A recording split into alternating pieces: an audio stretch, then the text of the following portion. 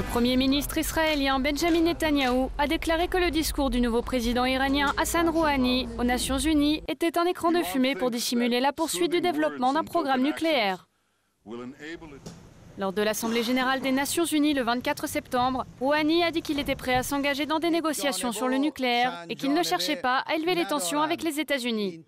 Les responsables israéliens ont exhorté la communauté internationale à juger l'Iran uniquement sur ses actions. Netanyahou a dit à la réunion de l'Assemblée qu'il aimerait une solution diplomatique qui démonte le programme nucléaire de l'Iran et qu'Israël ne se laissera pas berner par des demi-mesures. Beaucoup d'Israéliens à Jérusalem ont exprimé leurs sentiments concernant les remarques de Rouhani sur les nazis alors qu'il condamnait les événements de l'Holocauste. Il est réjouissant que l'Iran ait effectivement admis que 6 millions de nos ancêtres juifs ont péri dans l'Holocauste. C'est très gentil de sa part. Donc je suppose que c'est une amélioration par rapport au régime précédent. Mais je ne peux rien dire de plus.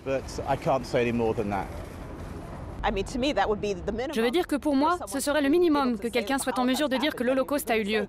Je veux dire, pour l'amour de Dieu, c'est l'histoire. Quoi qu'il en soit, je tiens à ce que j'ai dit avant. Nous devrons attendre et voir si les choses ont vraiment changé. Le 22 septembre, Rouhani a supervisé une parade militaire à Téhéran qui présentait les missiles iraniens capables d'atteindre Israël. Les bannières du défilé ont été recouvertes avec des déclarations appelant à la destruction de l'État juif, clamant Israël doit cesser d'exister et abat l'Amérique. Le défilé s'est tenu la veille de la visite de Rouhani à New York pour l'Assemblée des Nations Unies.